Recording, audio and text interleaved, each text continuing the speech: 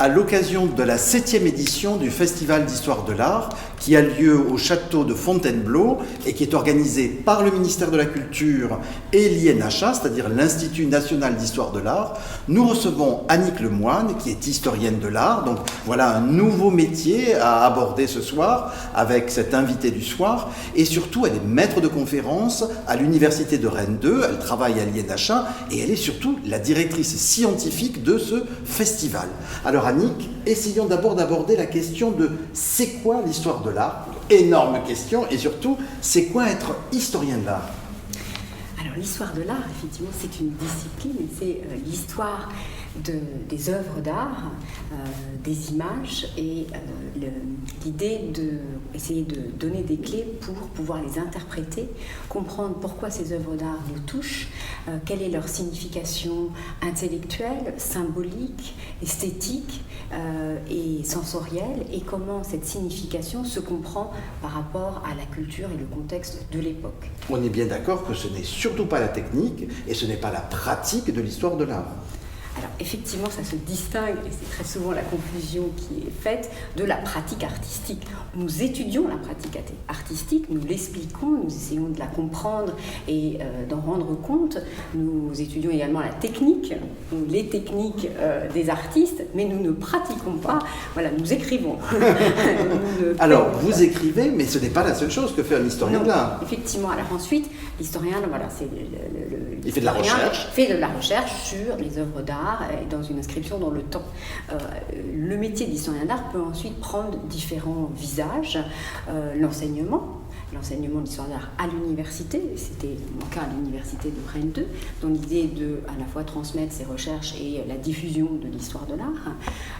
L'historien de l'art peut être aussi commissaire d'exposition, et c'est une autre façon à la fois de faire de la recherche et de rendre compte de l'histoire de l'art et de l'actualité de la recherche et de sa diffusion. Je suis par exemple actuellement, j'ai été commissaire de l'exposition du musée du Louvre consacrée à Valentin de Boulogne, réinventer Caravage. Et là, ce sont donc voilà d'autres types d'expériences et d'autres façons de faire connaître l'histoire de l'art.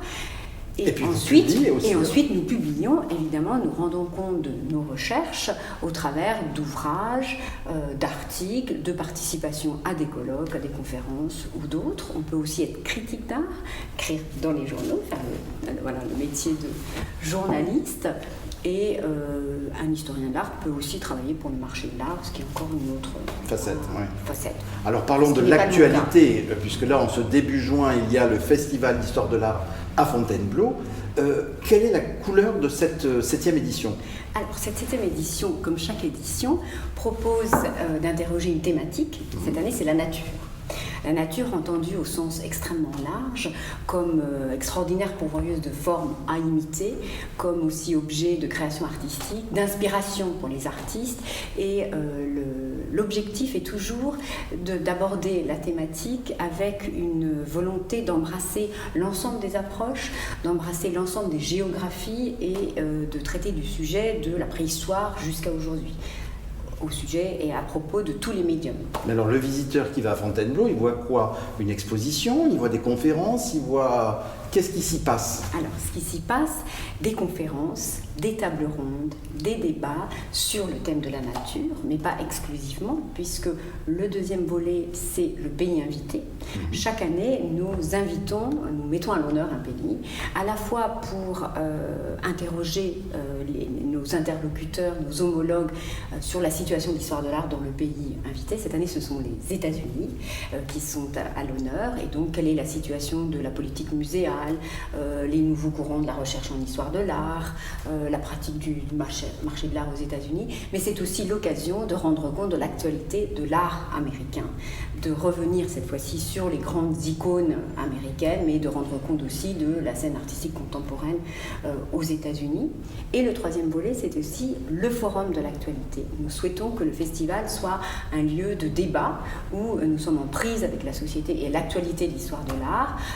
Il sera donc question de sujets d'actualité en lien avec l'histoire de l'art, comme la question du faux dans le monde des musées du marché de l'art, ou bien une autre rubrique auquel nous tenons beaucoup, qui est celle de proposer des présentations d'expositions en invitant les commissaires, l'exposition encore ouverte aujourd'hui au public et en lien avec le thème, pour qu'ils nous expliquent justement comment on fait une exposition, quels sont les problèmes qui se posent. Outre ces conférences, débats, tables rondes, le festival offre, puisque c'est une fête de l'histoire de l'art, une section cinéma, qu'on appelle Art et Caméra, et qui à nouveau décline le thème, le pays invité et les films sur l'art, les États-Unis, la nature. L'artiste invité sera John Boorman pour le cinéma.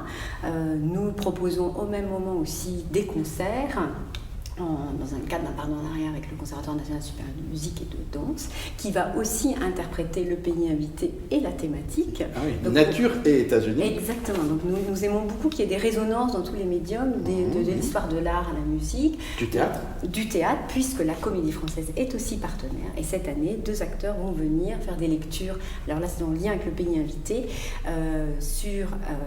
de la poésie de Emily Dickinson et des textes de Jack London. Et pour terminer, il faut dire quand même qu'il y a un artiste invité. Évidemment. On l'a oublié pour l'instant.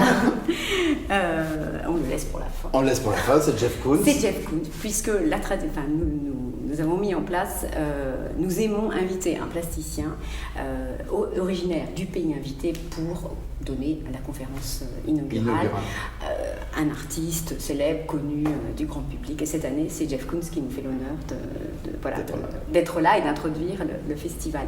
Il y a aussi au festival des visites du château, d'œuvres conduits à la fois par les conservateurs du musée, des guides et des étudiants qui, pour la première fois, prennent la parole devant le public et sont préparés toute l'année, étudiants d'école du Louvre et de la Sorbonne, par leurs professeurs pour témoigner de leur passion.